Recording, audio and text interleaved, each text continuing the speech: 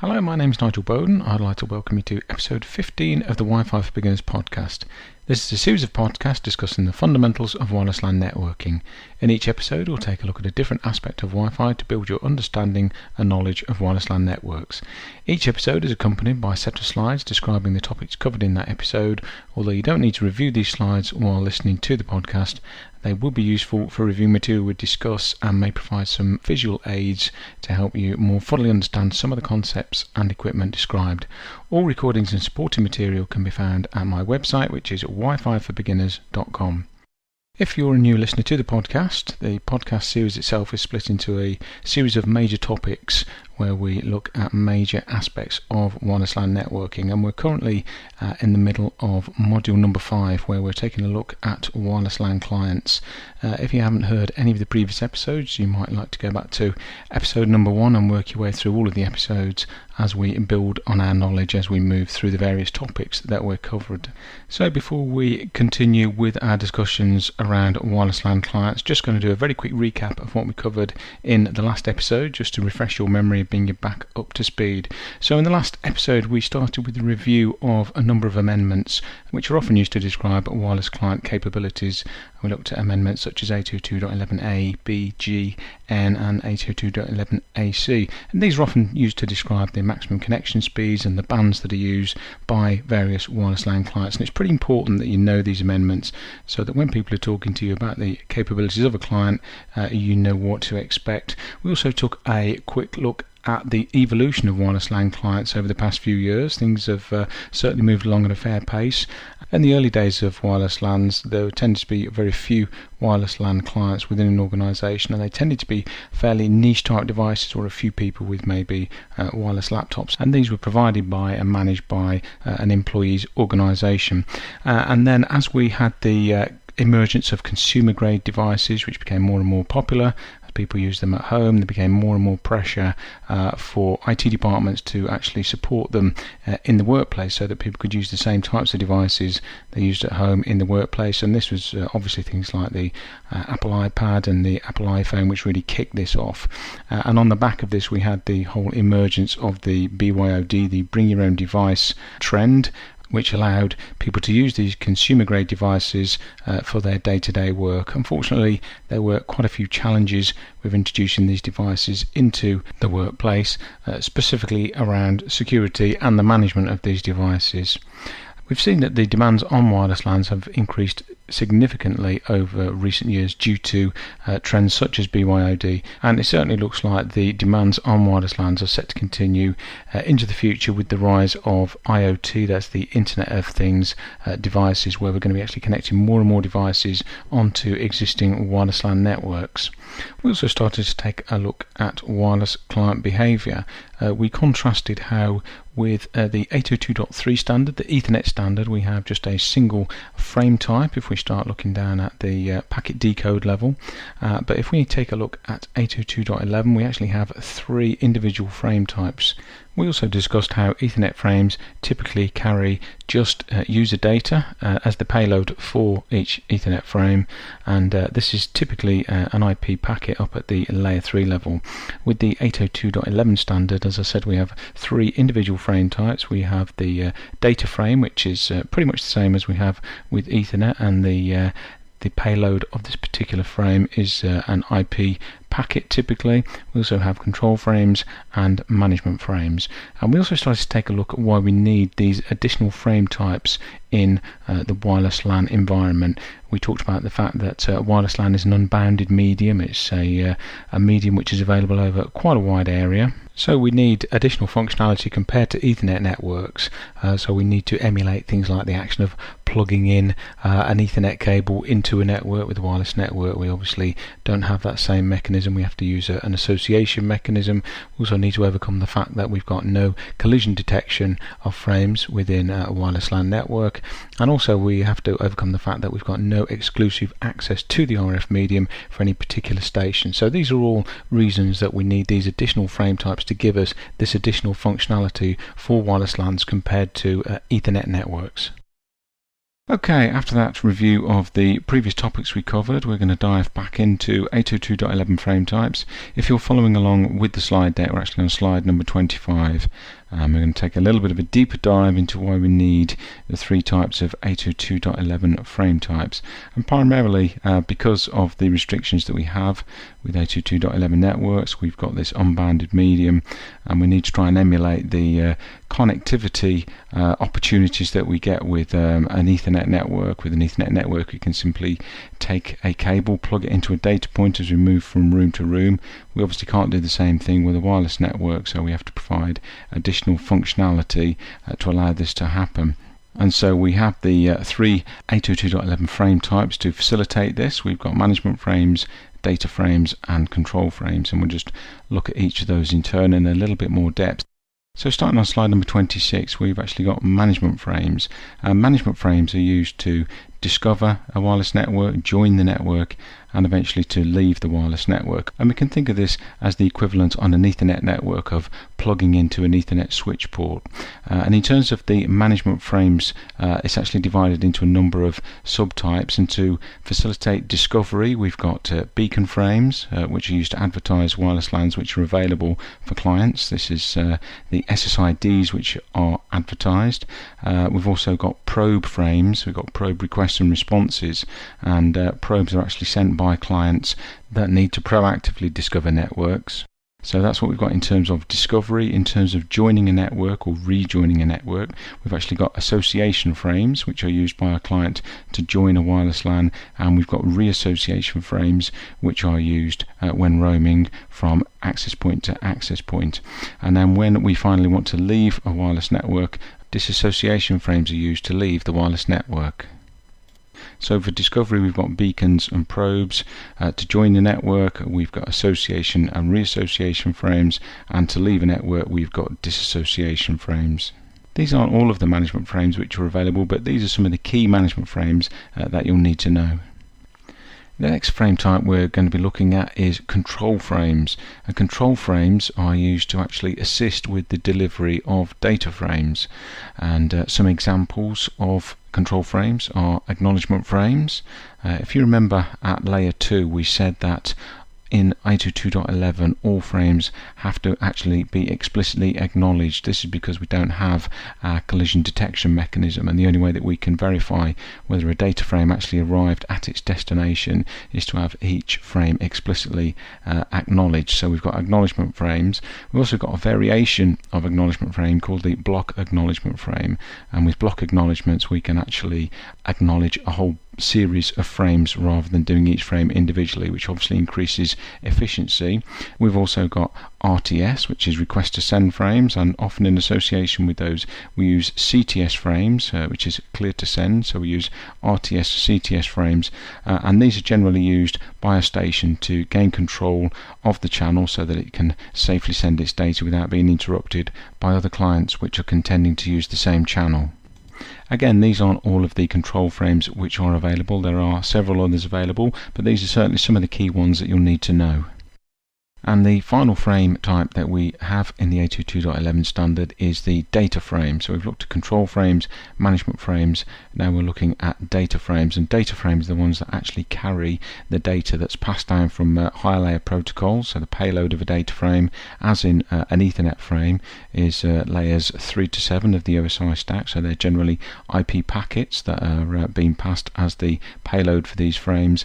And again, as with the other frame types, we've actually got several subframe types that we need to be aware of. The main two are a simple data frame. It's just known as a data frame, which was the initial data frame type that was defined in the original 802.11 standard, and then later on we actually got the quas data frame, and this is obviously a data frame that includes quas information as well. So data frames and quas data frames are the two main data frame types that you'll see. There are several others, as I say, which are available, but you'll rarely see those used.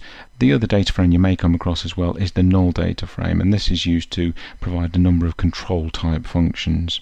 It's worth thinking about what a data frame actually provides for us. It's the only frame type that actually transports user data from the source to the destination.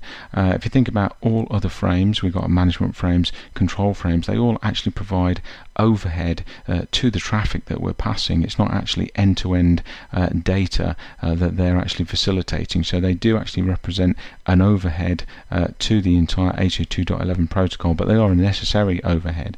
But when we're actually considering the throughput which a user is achieving, it's actually only being facilitated by data frames. All other frames are overhead, and these all add to some of the inefficiencies we see with 802.11 compared to Ethernet, where all frames are just being sent to transport end-to-end user data. So we'll just take a few moments now to discuss how these frames might be used between a wireless access point and a wireless LAN client.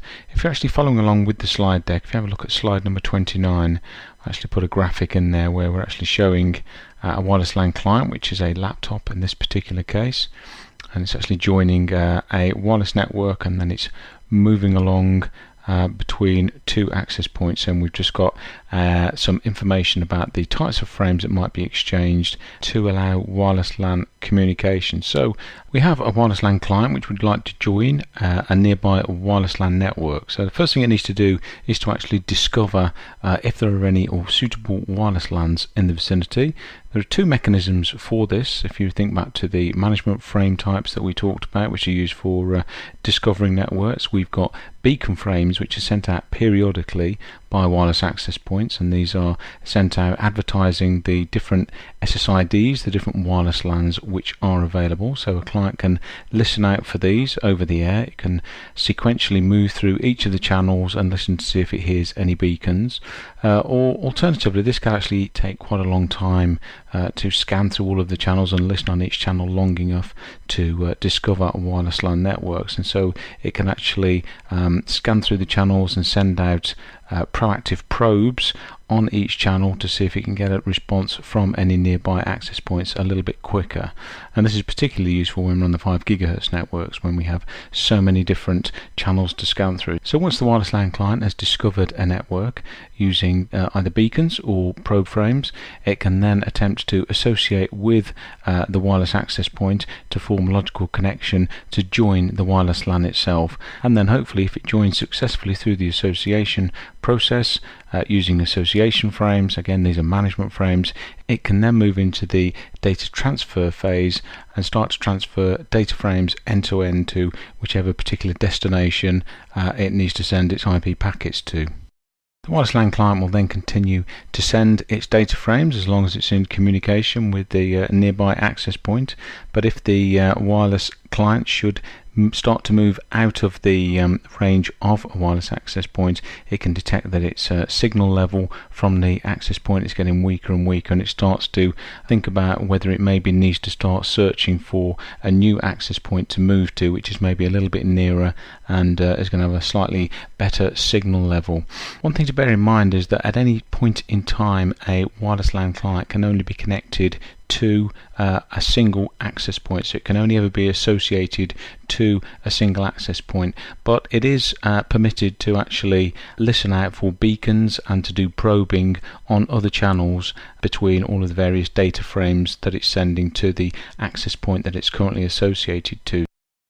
So as a wireless LAN client moves away from an access point and starts to get a little bit concerned that its signal is maybe dropping off and maybe its data rates are dropping, it can start to actually listen on other channels for beacons from other access points which might be in the vicinity, and it can go off channel from the channel it's currently using to talk to the access point to send data, and it can actually start probing on other channels to see if there are any access points in the vicinity that it can actually use as an alternative. And once the wireless LAN client has identified a suitable alternate access point, it's actually used either beacons or gone through the probing process again. It can actually do a reassociation frame exchange to move from the original access point to the new access point, and then once the reassociation process has been successfully completed, it can continue to transfer user data frames via the new access point that it's established the association with. It's worth bearing in mind that the frame exchanges we've shown in this particular example are a very high level simplified version of events when we're looking in detail at the actual frames which are exchanged between a client and a wireless access point at the time that a client's joining a network. And during operations such as roaming, there are actually far more frames and frame types that are exchanged during the whole process. But hopefully this just gives you a very high level view of the use of different types of frame.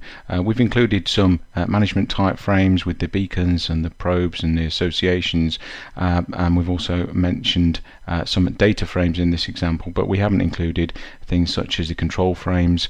We mentioned the fact that many frames are explicitly acknowledged at layer 2, so we would have at least ACK frames and no doubt one or two other control frames mixed in there as well. But hopefully it gives you a good overview of the types of frames which will be exchanged and an idea of the complexity that goes on in the background to facilitate client connectivity to enable data frames to be transferred. And finally, just want to take another look at client roaming. We've mentioned it a few times previously, but it's a very important topic. We mentioned in the previous example of a wireless client moving between access points the way that a wireless client would use different types of frame to roam from one access point to the other.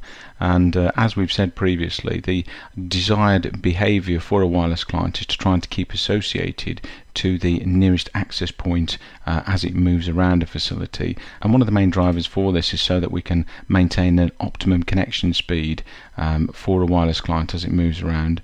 And we've previously looked at the effect of clients as they slow down, as they move away from an access point.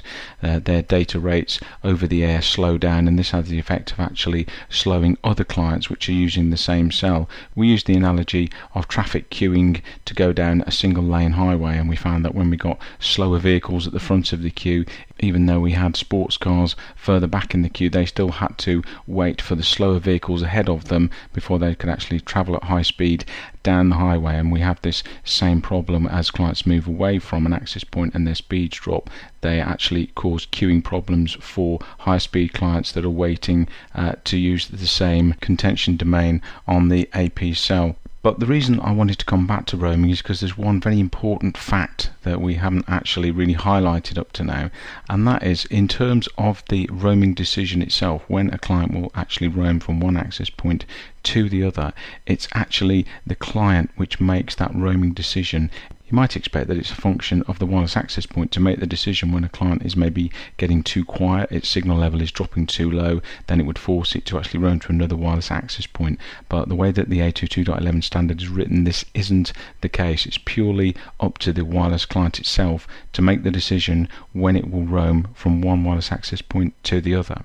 And the drawback of this is that many consumer grade clients, things like iPads, iPhones, particularly in the earlier versions of code that they came with, they actually behave very badly from a wireless roaming point of view.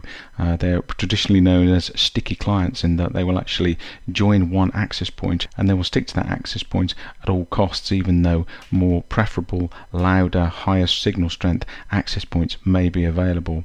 The reason for this is that consumer grade devices fundamentally make the assumption that they're being used in the home, and many homes have only a single access point. You maybe have a wireless router from a service provider, and its primary job in life is to stay connected to that particular access point, that particular wireless router at all costs. So the logic of many consumer grade devices was to stick to one AP as long as they possibly could, under the assumption that there was only one access point available. This has actually improved over time as manufacturers have become more aware of enterprise type environments and the fact that these consumer grade devices will be used in enterprise environments, but there are still many clients which have this sticky quality which makes it very difficult to get them to roam nicely in the enterprise environment. And so we end up with clients which are stuck to an inappropriate AP running at very slow speeds, and this has an impact on other clients that are using the same cell.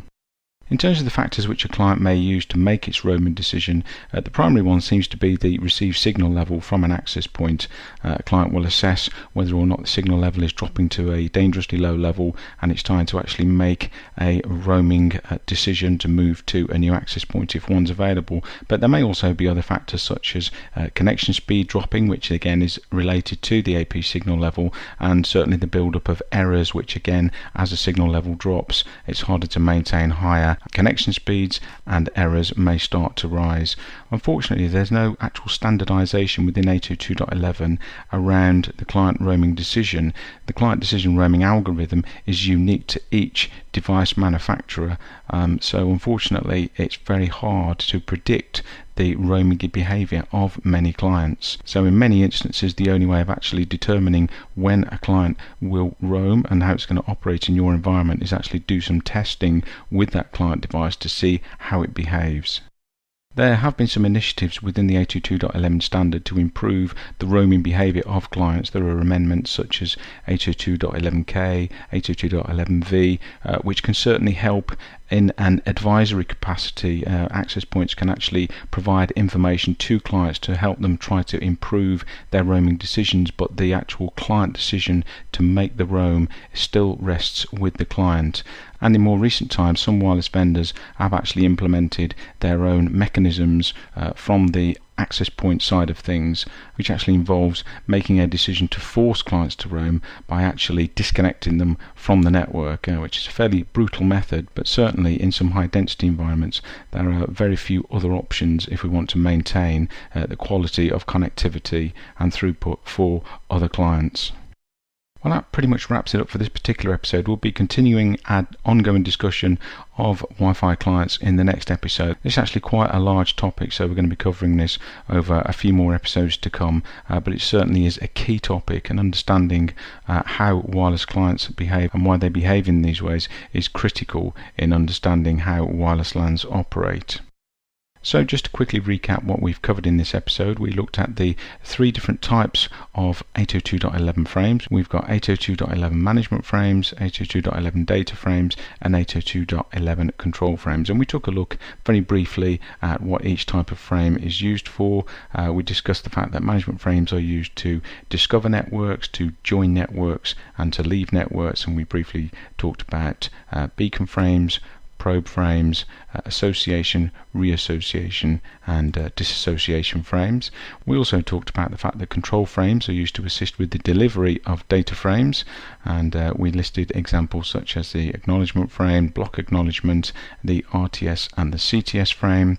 We also took a look at data frames, and we mentioned the fact that the payload of a data frame is the most important part of any wireless LAN network. It's the reason it exists, is to actually transport user data from a source to a destination, and the payload of a data frame is typically layers 3 to 7 of the OSI stack. In terms of subtypes, we've got a simple data frame and a quasi data frame, and we also mentioned the null data frame type. We then took a very brief look at a simplified client frame exchange. We had a wireless LAN client that was discovering a network using beacons and probes. Then it used the association frame to actually join the network. Then we had an exchange of data frames to transport user data. Then as the wireless client moved away from the AP, it made a roaming decision, and it then discovered the wireless LANs available from the new access point using beacons and probes. It used the reassociation frame to join that particular access point, and then continued sending and receiving user data frames. We then took another look at the wireless client roaming process, and we emphasized the point that the client roaming decision process is actually a function of the wireless LAN client itself rather than the wireless network. So rather than the wireless network infrastructure itself making the decision on when a wireless client will roam from access point to access point, it's purely a decision made by the wireless client itself. And unfortunately, this client roaming algorithm isn't part of any standardized approach. It's unique between wireless client manufacturers. So I hope this episode has been useful to you with our ongoing discussion of wireless LAN clients. We'll be continuing in this discussion in the next episode of the Wi-Fi for Beginners podcast. You can find all supporting materials, including slides, audio downloads and quizzes at my website, which is wififorbeginners.com. So I look forward to joining you on the next episode of the Wi-Fi for Beginners podcast. Thanks for joining me, and I'll speak to you again soon.